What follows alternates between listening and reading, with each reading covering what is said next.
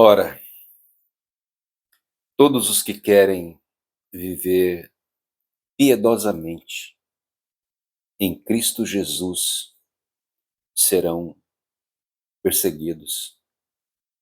Esse é um texto que está registrado na segunda carta de Paulo a Timóteo, e eu quero convidar você a refletir um pouquinho sobre essa afirmação do texto aqui, através do apóstolo Paulo. É claro que há várias percepções acerca desse texto, e eu vou passar um pouquinho daquela que eu tenho percebido ultimamente. Ora, todos os que querem viver piedosamente em Cristo Jesus serão perseguidos. E para mim essa relação da, da piedade está ligada à questão da quebra de padrões. Porque o que existe hoje é aquilo que a gente chama de establishment, aquilo que as pessoas fazem dentro da sua própria rotina, a rotina da sociedade, a rotina religiosa, a rotina da vida. E as demandas são muitas, e, e não são poucas as vezes que nós somos sucumbidos por essas demandas. E aí entramos num processo de repetição, porque foi estabelecido aquele padrão de que aquilo é a verdade e, portanto, é a forma natural de todas as pessoas desempenharem a sua vida.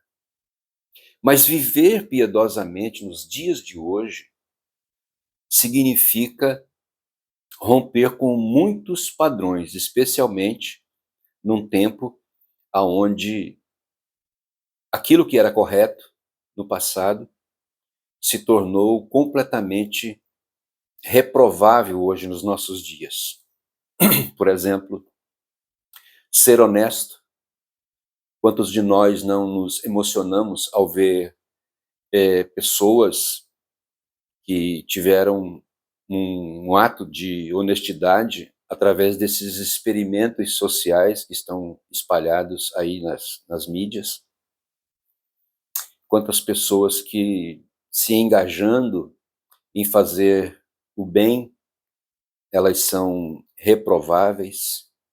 Quantas pessoas que quebram esse padrão na medida em que se dispõem a denunciar aquilo que não é correto, aquilo que se tornou perversão. Todos os dias nós nos deparamos com essas inversões de valores, vamos dizer assim. Então eu diria que, em primeiro lugar, viver piedosamente é quebrar o padrão dessa rotina, é quebrar os paradigmas que nos sucumbiram e nos leva a viver de forma tão desconectada com valores, com princípios que são positivos e que são nobres. Em segundo lugar, além de quebrar esses padrões, eu diria que é bater de frente. Parece que é a mesma coisa, mas não é. Uma coisa é você incorporar a realidade de você assumir aquilo que você acredita, através da sua simplicidade, através da sua piedade, e outra coisa é você bater de frente. E, naturalmente, uma realidade chama a outra. Por que que chama a outra? É porque você começa fazendo o certo E esse certo, ele termina por confrontar as pessoas e e também incomodá-las, no sentido de que, ah, pelo fato de estar fazendo algo nobre, de se engajar em uma missão, em uma meta de vida, de encarnar uma realidade diferente daquilo que talvez a maioria vive, então a gente incomoda. E isso é bater de frente. É por isso que o texto aqui está dizendo que aqueles que querem viver piedosamente em Cristo Jesus, eles serão perseguidos. E não são poucos os que literalmente se sentem agredidos, além, é claro, daqueles que não compreendem. Eu tenho um grande amigo que me vê, às vezes, me dedicar a algumas causas. E ele então é muito crítico e também engraçado, e ele diz: "Rapaz, lá vai você se meter em mais uma fria". Eu digo: "Olha, eu estou muito preparado para poder, nesse sentido, nesse aspecto, entrar em qualquer fria", porque quando a gente assume aquilo que a gente acredita ser um padrão de vida comprometido com valores e, acima de tudo, princípios, a gente precisa estar consciente de que vai vir paulada. Então, eu tenho dito para esse amigo que eu estou com o couro duro. Eu estou preparado para isso, porque nessa inversão de valores que existe hoje nos nossos dias, as pessoas não estão preparadas para experimentarem o bem. Então, naturalmente, a gente vai bater de frente. Aquilo que a gente acredita que está fazendo no sentido de enobrecer uma causa, no sentido de beneficiar alguém. A minha causa, por exemplo, em relação à questão animal, isso mexe com as pessoas, porque essa vida que historicamente muitos dos animais têm vivido, o próprio ser humano, isso é uma coisa natural, isso já não incomoda mais. Agora mesmo estou passando esse tempo aqui na cidade onde eu me encontro, e o número de moradores de rua e dependentes do crack é alguma coisa assustadora, como que isso cresceu.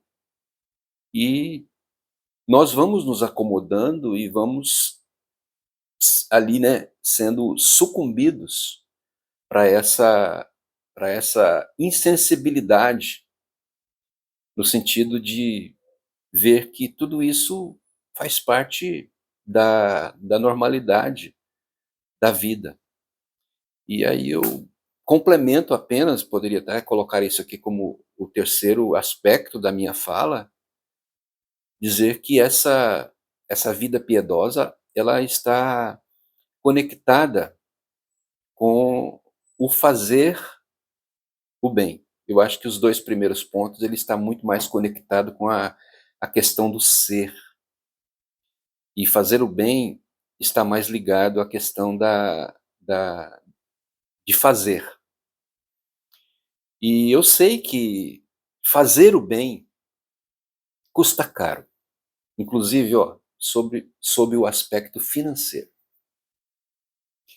Eu sei que fazer o bem, isso inclui riscos, porque não só eu, mas talvez você também que me assiste, você que me ouve, quantas vezes, na tentativa de fazer o bem, né, você viu pessoas confundirem o bom com o bobo. E você começa a fazer o bem, começa a fazer o bem, e de repente a pessoa começa, te usar, começa a te entender mal e acredita que você é bobo. Então, existe uma distância enorme entre ser do bem e ser bobo. Mas muitas vezes nós encontramos meios e caminhos em que vale a pena a gente continuar fazendo bem. Eu não vou interromper a minha piedade, a minha bondade, simplesmente porque eu sei que um número enorme de pessoas nos nossos tempos aí, né, nesse tempo de maldade, elas até mesmo condenam quando a gente faz alguma coisa na pureza, na ingenuidade, no intuito de fazer o bem. Essa semana mesmo eu experimentei pelo menos duas realidades onde, na minha pureza e com o coração limpo, no intuito de fazer o bem, ah, eu fui completamente questionado, né? Eu fui colocado em xeque em relação à minha reputação.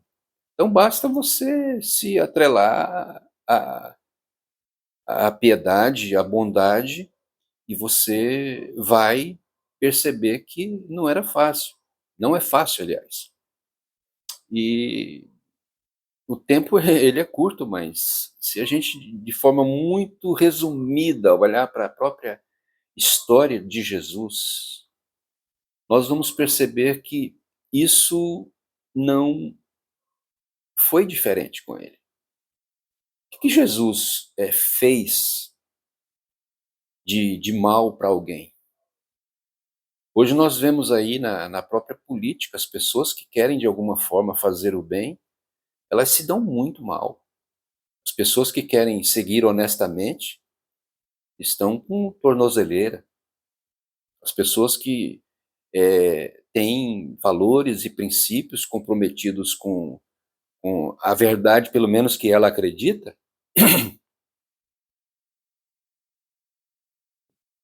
ela vai ser contestada e vai ser perseguida, né? E Gálatas 6:9 diz: portanto, não nos cansemos de fazer o bem. A gente precisa continuar fazendo bem. Eu sei que às vezes a gente fica exausto, não dá. E a gente pode lembrar também de um texto das bem-aventuranças, Mateus 5:6, que diz que são felizes, são bem-aventurados aqueles que têm fome e sede de justiça. Fazer justiça hoje, proclamar justiça, é alguma coisa completamente repugnante e denunciável na visão de algumas pessoas. Isso é o que eu tenho, é o que eu tenho experimentado na minha própria vida. E há pessoas até que me dizem: olha, uma hora você vai se cansar. E eu digo que nada. São experiências que me dão munição para que eu continue. Porque eu acredito que aquelas, aqueles pequenos gestos que a gente tem na vida, isso que verdadeiramente vai trazer significado, sentido e diferença, acima de tudo, na vida das pessoas. E se a gente tem que passar por qualquer tipo de transformação na vida do outro, ao redor, pelo menos aonde a gente está, e por que não pensar também na sociedade, a gente precisa incorporar esses princípios, os quais nós cremos que estão completamente conectados com o Evangelho, com Jesus Cristo. E a gente precisa, acima de tudo, estar preparado. A gente precisa estar preparado para poder suportar os embates que virão, porque a gente está quebrando padrões, a gente está batendo de frente e a gente está comprometido com o bem. Então, se você também tem vivido essa realidade, não desista, seja aí um arauto do bem e continue a fazer. Por mais que você seja criticado, por mais que você seja mal interpretado e pessoas venham até mesmo duvidar do seu caráter, que as pessoas acabam acreditando que quando a esmola é muita, o cego desconfia. Assim são as pessoas. Às vezes fazer o bem leva muitas pessoas a desconfiarem de você, a duvidar das suas intenções e do seu caráter. Que essa palavra possa achar aconchego na sua vida e que seja essa palavra também um meio para que você continue a fazer o bem. Um beijo para você e a gente continua, eu continuo por aqui, sempre trazendo alguma coisa que vá acrescentar, vai te incomodar ou vai confirmar aquilo que você mesmo está fazendo.